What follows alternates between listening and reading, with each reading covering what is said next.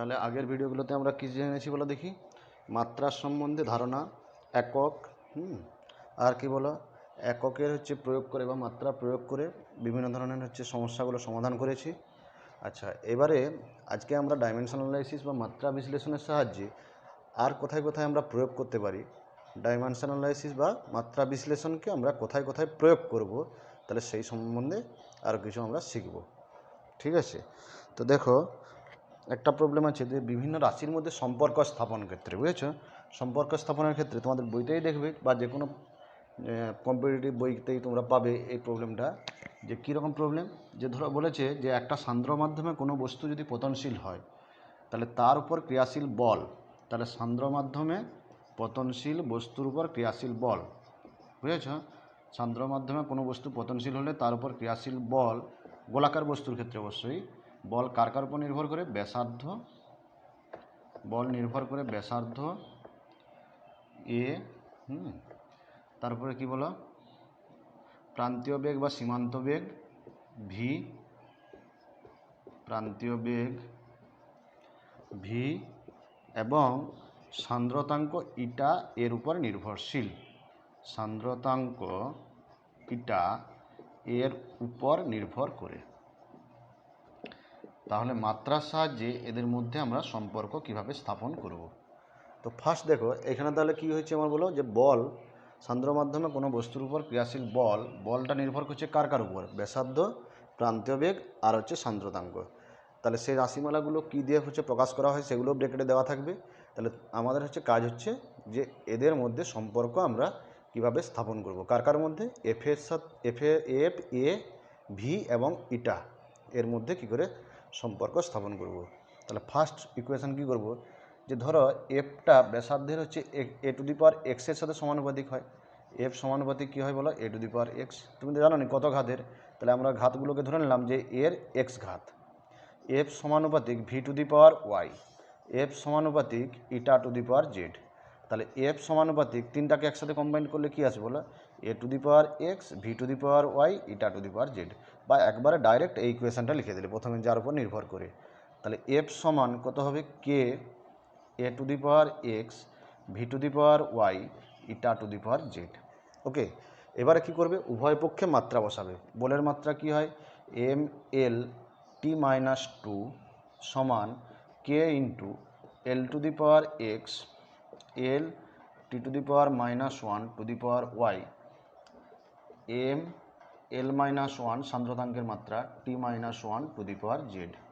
ওকে, বা M L T minus two সমান K, এখানে কিন্তু লিখে দেবে কেটা হচ্ছে মাত্রাহীন ধ্রুবক, কারণ কে এর মাত্রা আমরা বসাচ্ছি না, বুঝেছো? কেটা হচ্ছে কি বলো? মাত্রাহীন ধ্রুবক। তাহলে এম এর পাওয়ার কত আছে বলো? এম আছে জেড, এল আছে কত? এখানে এক্স, এখানে ওয়াই, আর এখানে মাইনাস জেড। তাহলে এল এর পাওয়ার হলো X plus Y minus Z. T এর পাওয়ার এখানে মাইনাস ওয়াই, এখানে মাইনাস জেড। তাহলে টি হলো minus Y minus Z. Okay, এবারে দেখো বাম পাশের সাথে ডান পাশে সমান করো। এম এর পাওয়ার বাম পাশে কত আছে? ওয়ান, ডান পাশে আছে জেড, তাহলে জেডের ভ্যালু হয়ে গেল এক। টি এর পাওয়ার কত আছে বলো? মাইনাস ওয়াই মাইনাস জেড, এখানে কত আছে? মাইনাস দুই, মাইনাস দুই হয়ে গেল। তাহলে এবারে বলো ওয়াই প্লাস জেড সমান কত হয়ে গেল বলো? দুই। তাহলে জেডের মান যদি এক হয় তাহলে ওয়াইয়ের মান কত হবে বলো? এক। এল এর পাওয়ার কত হয়েছে? X plus Y minus Z, এদিকে কত আছে? এক। আচ্ছা, ওয়াইয়ের মান ওয়ান, জেডের মানও ওয়ান, তাহলে এক্সের মানও হয়ে গেল কত? ওয়ান। তাহলে সম্পর্ক আমার কী দাঁড়ালো? এই ইকুয়েশানে আমাদের এক্স ওয়াই জেডের মানটা বসাই।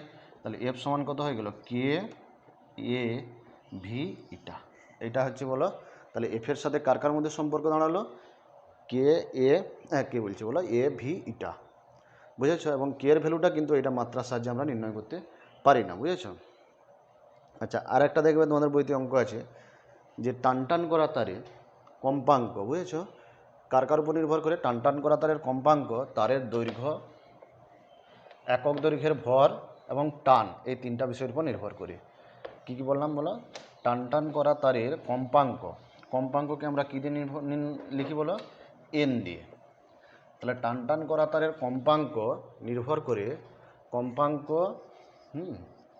কম্পাঙ্ক এন নির্ভর করে টান, যেটা একটা বল, আর কি বলো দৈর্ঘ্য ছোট এল, এবং একক দৈর্ঘ্যের ভর স্মল এম এর উপর নির্ভর করে। তাহলে স্মল এমটা কিন্তু ভর নয়, কি বললাম, একক দৈর্ঘ্যের ভরের উপর নির্ভর করে। তাহলে সম্পর্ক কার কার মধ্যে নির্ণয় করতে বলা আছে, কম্পাঙ্ক এন, টি, এল আর এম এর মধ্যে সম্পর্ক কি হবে। তাহলে সেই একই নিয়ম একবার ডাইরেক্ট লিখে দিচ্ছি। দেখো এন সমানুপাতে কী লিখব, T to the power X, L to the power Y, M to the power Z. Power যার পাওয়ার যা লিখতে পারো তোমরা, বুঝেছো। এরপরে কি করবে, এন সমান তাহলে কত হবে, K T to the power X, L to the power Y, M to the power Z. Okay, এবারে কম্পাঙ্কের মাত্রা কী হয়, কম্পাঙ্ক মানে 1/, সময়, তাহলে টি টু দি পাওয়ার -1। কে টান, এটা অ্যাকচুয়ালি কি টানটা হচ্ছে বল বলেছি, তাহলে বলের মাত্রা কী হয় বলো, M L T -2 to the power X. এলটা কি দৈর্ঘ্য, তাহলে এল টু দি পাওয়ার ওয়াই। এমটা কি একক দৈর্ঘ্যের ভর, M L -1 to the power Z. এবারে এই সম্পর্ক থেকে আবার সে একই নিয়মে এক্স ওয়াই জেড বের করবে। এম এর পাওয়ার এখানে এক্স, এখানে জেড, মানে এম টু দি পাওয়ার কত হয়ে গেল, X plus Z. Okay, L to the power কত হয়ে গেল, X plus Y minus Z.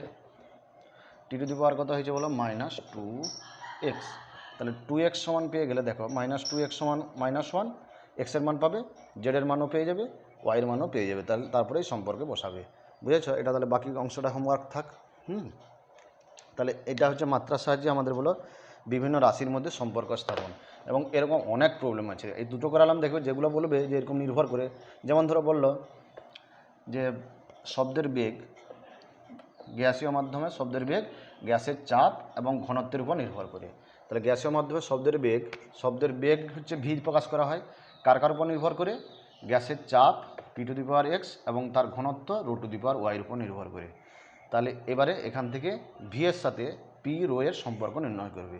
তাহলে এখানে কি করবে, ভি এর মাত্রা হচ্ছে এল টি -1, পি মানে চাপ, চাপের মাত্রা কি হয় বলো, এম এল -1 টি -2, রো হচ্ছে ঘনত্ব, ঘনত্বের মাত্রা কী হয় বলো, এম এল -3। তাহলে এখান থেকে এক্স আর ওয়াই কত হয় বের করবে, বুঝেছ। এরকম অনেক রাশিমালা আছে, শুধু তোমার বইতেই অনেকগুলো আছে এরকম নির্ভর করে। হ্যাঁ, তাহলে একটা রাশি আর একটা রাশির উপর কীভাবে নির্ভরশীল করবে, তাহলে সেগুলো আমরা মাত্রা বিশ্লেষণের সাহায্যে সম্পর্ক স্থাপন করতে পারবো। আচ্ছা, এরপরে দেখো মাত্রা বিশ্লেষণের সাহায্যে আরেকটা আমরা কী করি, যে একটা রাশির একক থেকে আরেকটা রাশির এককে ট্রান্সফার করতে পারি। মানে এক রাশির এক পদ্ধতি থেকে অন্য পদ্ধতির এককে রূপান্তর করার জন্য মাত্রা বিশ্লেষণের সাহায্য আমরা নিতে পারি, বুঝেছো। যেমন ধরো তোমাকে আমি বললাম যে 1 জুল সমান কত আর্ক, তোমরা সবাই পড়ে এসছো এটা ক্লাস 9-এ, যে 1 জুল সমান 10⁻⁷ আর্ক। তো এখানে আমি কি বললাম, যে মাত্রা বিশ্লেষণের সাহায্যে কিভাবে আমরা সম্পর্ক স্থাপন করব, যে 1 জুল সমান 10⁻⁷ আর্ক। তো জুল বা আর্ক এটা কোন রাশি, জুল বা আর্ক হচ্ছে কার্য। তাহলে কার্যের মাত্রা প্রথম লিখো, তাহলে কার্যের মাত্রা কি হয়, কার্যের মাত্রা হয়ে যায় এম এল স্কোয়ার টি -2। ওকে, এবারে দেখো এটা আমার কি পদ্ধতি, এসআই, এটা কি পদ্ধতি, সিজিএস। এবার এসআই পদ্ধতিতে তুমি এইভাবে লিখবে যে এসআই পদ্ধতি আর সিজিএস পদ্ধতি। তাহলে আমার দেখো যে যাদের মধ্যে হচ্ছে আমি সম্পর্ক স্থাপন করব, সেখানে কি কী আছে, ভর আছে, দৈর্ঘ্য আছে, সময় আছে। তুমি এসআই পদ্ধতিতে যদি ভরকে m1 ধরো, দৈর্ঘ্যকে l1 ধরো আর সময়কে t1 ধরো, সিজিএস পদ্ধতিতে ভরকে ধরলাম m2, দৈর্ঘ্যকে ধরলাম l2 আর সময়কে ধরলাম t2। তাহলে বলো m1 আর m2-র মধ্যে সম্পর্ক আছে, কারণ m1 মানে হচ্ছে 1 কেজি আর m2 হলো 1 গ্রাম, l1 হলো 1 মিটার, l2 হলো 1 সেন্টিমিটার, এগুলো পড়েছো তো। t1 হচ্ছে 1 সেকেন্ড, t2 হলো 1 সেকেন্ড। তো এবারে দেখো এখানে আমি কত সংখ্যাকে প্রকাশ করতে বলেছি, 1 জুল। এখানে যদি 10 জুল থাকতো তাহলে এখানে তুমি n1 এর মানটা লিখতে 10, যদি এখানে 20 জুল থাকতো n1টা 20, এখানে যেহেতু তোমার 1 জুল আছে তাহলে n1 এর মান 1, n2 মানটা কত হবে। তাহলে কিভাবে সম্পর্কটা লিখবো দেখো, n1 m1 l1 square t1 two the পাওয়ার -2, এটা কোন পদ্ধতি বলো, এসআই, সমান n2 m2 l2 square t2 two the পাওয়ার -2।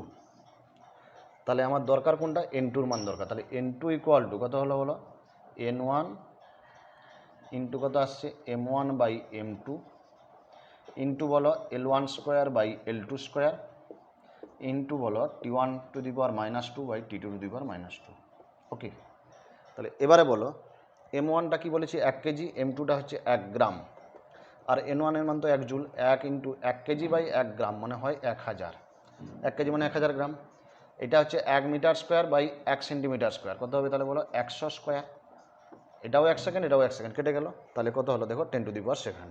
তাহলে 1 জুল সমান কত হয়ে গেল বলো 10⁻⁷ আর্গ। মাত্রার সাহায্যে তাহলে কি বললাম, একটা পদ্ধতি থেকে আরেকটা পদ্ধতিতে কোনো রাশির একককে রূপান্তর করা যায়। এবারে দেখো ইন জেনারেল ধরো নতুন একটা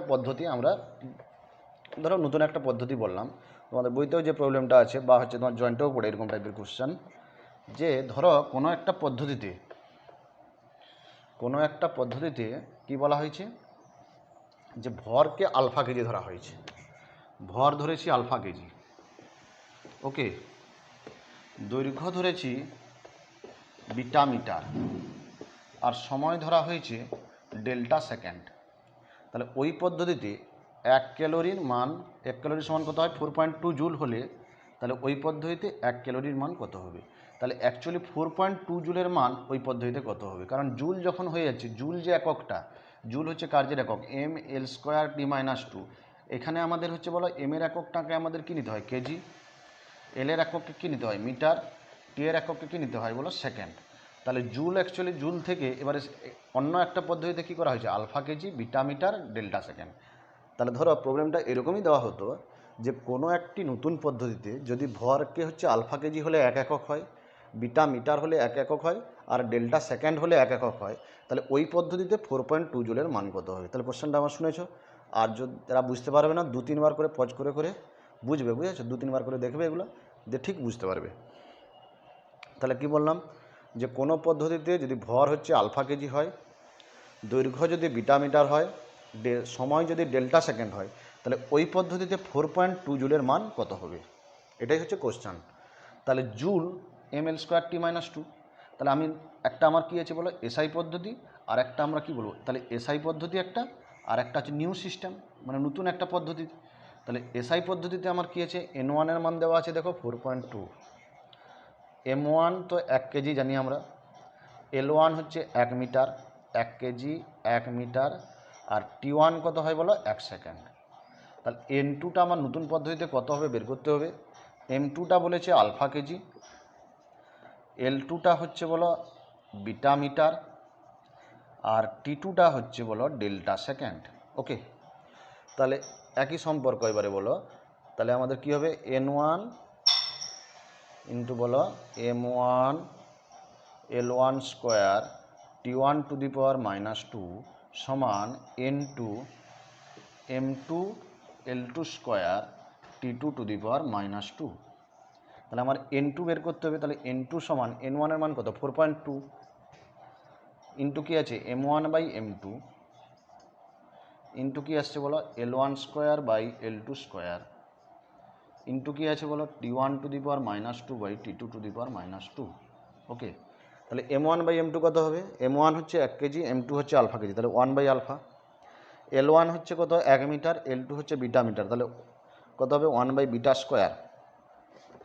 তাহলে আসছে দেখো 4.2 α⁻1, কেন এখানে 1 এখানে আলফা, এখানে 1² এখানে হচ্ছে β², তাহলে কী হবে β⁻², এখানে ডেল্টা 1 আর এখানে হচ্ছে ডেল্টা⁻², তাহলে ডেল্টা স্কোয়ার।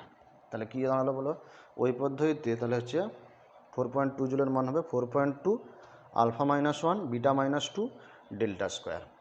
বুঝতে পেরেছ? আচ্ছা, আরেকটা অঙ্ক ধরো দিলাম তোমাদের, যে কোনো পদ্ধতিতে ভরকে যদি আমরা বলি 50 কেজি হলে 1 একক হয়, মানে ধরো এমন স্কেল আছে যে একটা স্কেল থেকে স্কেলের একটা ঘর থেকে আরেকটা ঘর যাবে, যখন 50 কেজি ভর চাপাবে তখন এক ঘর থেকে আরেক ঘরে যাবে, তাহলে সেখানে এক একটা একক কত হবে 50 কেজি। তাহলে ভরকে 50 কেজি, দৈর্ঘ্যকে ধরো বললাম তোমাকে 30 মিটার, আর সময় হচ্ছে ধরো 10 সেকেন্ড। তাহলে কি বললাম, ভর 50 কেজি, দৈর্ঘ্য 30 মিটার, আর সময় যদি হচ্ছে 40 সেকেন্ডকে একক ধরা হয়, তাহলে ওই পদ্ধতিতে 100 নিউটন বলের মান কত হবে। তাহলে এবারে দেখো, তাহলে আমরা করার চেষ্টা করি। কি বলেছি, ভর কত বললাম বলো 50 কেজি, দৈর্ঘ্য বললাম 40 মিটার, আর সময় বললাম 10 সেকেন্ড। তাহলে ভর 50 কেজি একক, দৈর্ঘ্য হচ্ছে কি বলো, বুঝতে পেরেছো? মানে যে আমরা এককে না ধরে যদি অন্য কোনো সংখ্যাকে একক ধরি, তাহলে সেই সময়ে সেই পদ্ধতিতে তাহলে হচ্ছে বলো মানগুলো কীরকমভাবে চেঞ্জ হবে। দৈর্ঘ্যকে 40 মিটার, আর সময় কত বলো 10 সেকেন্ড কে একক ধরলে, মানে 10 সেকেন্ড হলে গিয়ে ধরো স্কেলের একটা ঘর যায়, তাহলে সেক্ষেত্রে সেই স্কেলে যদি তোমার হচ্ছে বলো 100 নিউটন বল মাপা যেত, তাহলে সেখানে কত হচ্ছে বলো ঘর যেত বা কত মান হতো। তাহলে এখানে বলো বলের মান কী হয় বলো M L T minus two, M L T minus two, তাহলে N one M one L one T one minus two সমান কী হবে বলো N two M two L two T two minus two.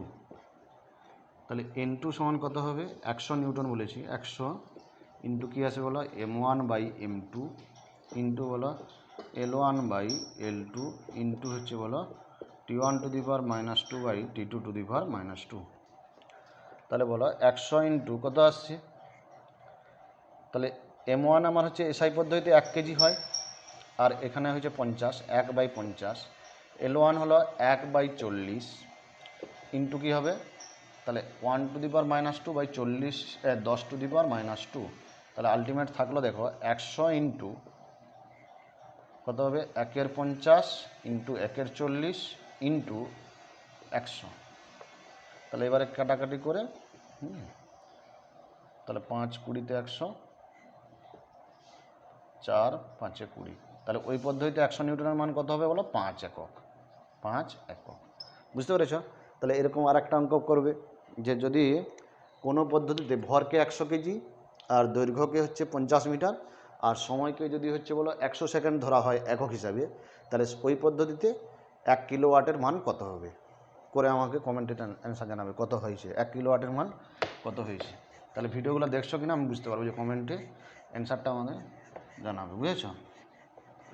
এটা হোমওয়ার্ক থাকলো, বুঝেছো? তাহলে কী বললাম, ভরকে 100 কেজি, দৈর্ঘ্যকে হচ্ছে 50 মিটার আর সময়কে কি বললাম, সময় হচ্ছে যদি হচ্ছে 100 সেকেন্ডকে একক ধরা হয়, তাহলে ওই পদ্ধতিতে 1 কিলোওয়াটের মান কত আসবে, হয়েছে? আচ্ছা, এবারে আমরা শিখবো দেখো এরর অ্যানালাইসিস, ত্রুটি। তাহলে যে কোনো রাশি পরিমাপ করতে গেলেই ত্রুটি আসে, কোনো রাশির পরিমাপ অ্যাকুরেট হয় না, মানে কোনো রাশিকেই আমরা এখনও অবধি যেটাকেই আমরা পরিমাপ করি, যতই সূক্ষ্ম পরিমাপ করি না কেন, কোনো রাশির পরিমাপ একেবারে অ্যাকুরেট নয়। তাহলে যেটাকে আমরা বলছি দৈর্ঘ্য ধরো বলছি 10 সেন্টিমিটার, সেটা অন্য স্কেলে পরিমাপ করলে দেখা যাবে 10.1 হতে পারে বা 9.9 সেন্টিমিটারও আসতে পারে, বুঝতে পেরেছো? তাহলে কোনো রাশির পরিমাপই বলো সঠিক নয়। তাহলে বিভিন্ন যন্ত্র অনুপাতে সেটা কি হয়ে যায় বলো, বিভিন্ন পরিমাপ দেখা যেতে পারে, আবার ব্যক্তি বিশেষেও হচ্ছে পরিমাপ আলাদা আলাদা হতে পারে। যাই হোক, কোনো রাশির পরিমাপ আমাদের বলো সঠিক পরিমাপ, আমরা অ্যাকুরেট একেবারে যে প্রকৃত মান এটা আমরা কখনোই বলতে পারি না, বুঝেছো? তাহলে যখন পরিমাপ বলতে পারি না, কিন্তু আমাদের তো মান তো বলতে হবে, যে তোমার হাইটটা মেপে বলবে তোমার হাইটটা কত, তাই তো হাইটটা, তাহলে একটা তো মান বলতে হবে, তাহলে সেই মানটা অ্যাকচুয়ালি কী মান, তাহলে যে স্কেলে মাপছি সেই স্কেলে তার প্রকৃত মান। তো সে না কোনো রাশি পরিমাপ করতে গেলে তোমরা যখন প্র্যাকটিক্যাল করবে দেখবে যে রাশি যখন পরিমাপ করব তখন দেখবে মিনিমাম প্র্যাকটিক্যালের পার্ট আমাদের 5 বার 7 বার এরকম করে পার্ট নেব, দিয়ে 5 বার 7 বার পার্ট নিয়ে তাকে কী করবো, গড় করব, বুঝেছো? তাহলে সেই গড় মানটাই হবে কি বলো, প্রকৃত মান। যেমন ধরো তোমাকে বললাম এই কলমটার ধরো দৈর্ঘ্য কাউকে পরিমাপ করতে বললাম, এই কলমটার দৈর্ঘ্য মেপে একজন বললো 10.0 সেন্টিমিটার, একজন বললো 10.1 সেন্টিমিটার, একজন বললো 10.2 সেন্টিমিটার, আরেকজন বললো 10.3 সেন্টিমিটার, আরেকজন বললো 10.4 সেন্টিমিটার।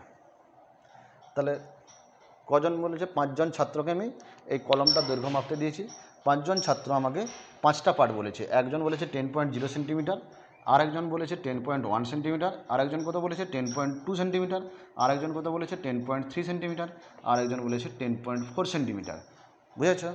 তাহলে দণ্ডটির প্রকৃত দৈর্ঘ্য কত? তাহলে এক্ষেত্রে যদি এরকম 5টা বিভিন্ন বিভিন্ন পার্ট হয়, তখন প্রকৃত দৈর্ঘ্য হবে সবগুলোকে যোগ করে গড় করে দেবো। তাহলে পার্টগুলোর কী করবো, গড়, তাহলে যোগ করে 5 দিয়ে ভাগ করে দাও, তাহলে 5 দিয়ে ভাগ করলে কত আসবে, 10.2 সেন্টিমিটার। কত আসবে বলো, 10.2 সেন্টিমিটার। তাহলে গড় করলাম, তাহলে প্রকৃত দণ্ডটির প্রকৃত দৈর্ঘ্য আমরা কত বলবো, 10.2 সেন্টিমিটার। তাহলে কি অ্যাকচুয়ালি প্রকৃত দৈর্ঘ্য এটাকে আমাদের ধরবো। তাহলে এবারে বলো যে 10.2 সেন্টিমিটার যদি আমরা প্রকৃত দৈর্ঘ্য ধরি, তাহলে যে 10.0 সেন্টিমিটার মেপেছিল তাহলে তার ত্রুটি কত হলো 0.2 সেন্টিমিটার কম। যে 10.1 মেপেছিল তার কত কম, 0.1 কম। যে 10.2 তার 0, যার 10.3 সে 0.1, আর এটা কত বলো 10.4 মানে 0.2 বেশি।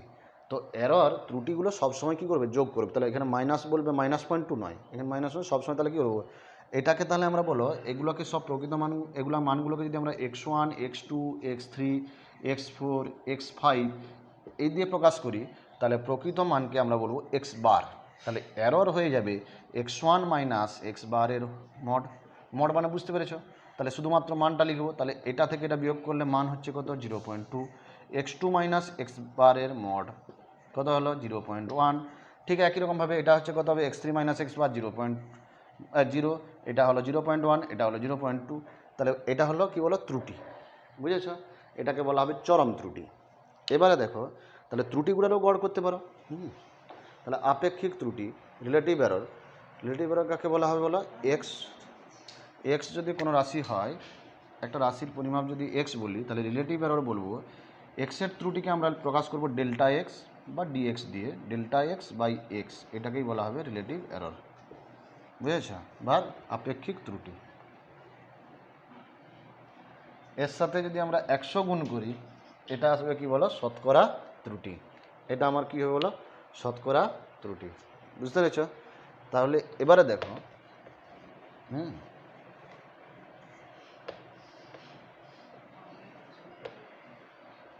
ধরো একটা দণ্ডের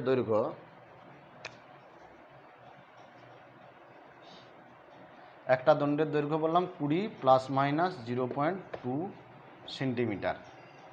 দণ্ডের দৈর্ঘ্য কত, 20 ± 0.2 সেন্টিমিটার। তাহলে দণ্ডটির ত্রুটি কত হবে? তাহলে দণ্ডটির প্রকৃত দৈর্ঘ্য বলবো 20 সেন্টিমিটার।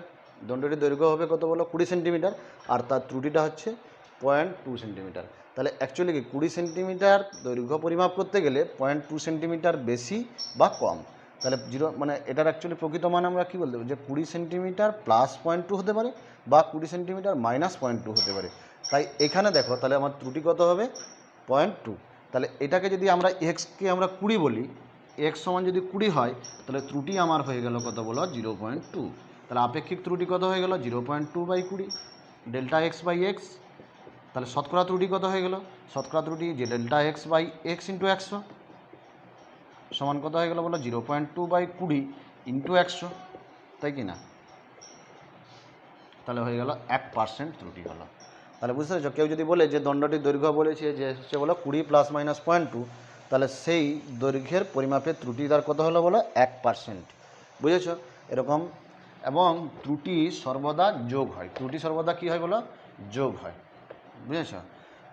যেমন দেখো, তোমাকে যদি বলা হয়, ধরো এ একটা রাশির পরিমাপ, এ হলো 2.5 ± 0.5, বির মান ধরে বললাম 2 ± 0.1। ওকে, তাহলে এ বি রাশির পরিমাপের ত্রুটি কত হবে? এ বি রাশির পরিমাপের ত্রুটি কত হবে? তাহলে এ বির গুণফল কত হচ্ছে, এ বির প্রকৃত মান হচ্ছে কত, এ বি সমান হবে 2.5 × 2 সমান হলো 5.0। ওকে, 2.5 × 2 তাহলে কত হয়ে গেল বলো, 5.0। এবারে বলো, এই যে এ বিটাকে যদি আমরা এক্স বলি, তাহলে এর ত্রুটি কত হবে, ডেল্টা এক্স বাই এক্স মানে কি আসছে বলো, delta of A B by A B. Delta of A B মানে কত হবে বলো? তাহলে দেখো, এটা গুণফল হলেও ত্রুটি সবসময় কি বলেছি, যোগ হবে, delta A plus delta B by, বুঝেছ? তাহলে ডেল্টা এ, তাহলে delta A by A plus delta B by B.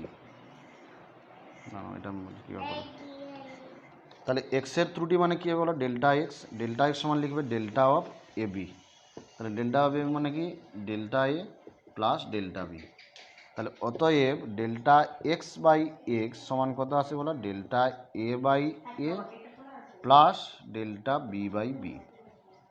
তাহলে এখানে ডেল্টা এ বাই এ কত আসছে বলো, 0.5/2.5 প্লাস 0.1/2, ঠিক আছে। তাহলে ডেল্টা এক্স কত আসবে? ডেল্টা এক্স হবে 0.5 এটা কত হচ্ছে বলো, 5 5 25, 1/5, মানে 0.2, এটা কত আসছে বলো, 1/20, মানে 0.05 নাকি, 0.05, তাহলে কত আসছে বলো 0.25, তার সাথে এক্স গুণ হবে, এক্স মানে কত বলো 5, এক্স মানে কত বলো 5, তাহলে 0.25 ইন্টু 5, তাহলে কত আসছে বলো, 25 5 125, 1.25, বুঝেছ, 1.25। তাহলে অ্যাকচুয়ালি তাহলে আমার বলো এবির পরিমাপটা আমাকে লিখতে হবে 5.0 প্লাস মাইনাস 1.25, বুঝতে পেরেছ, এইভাবে লিখতে হবে।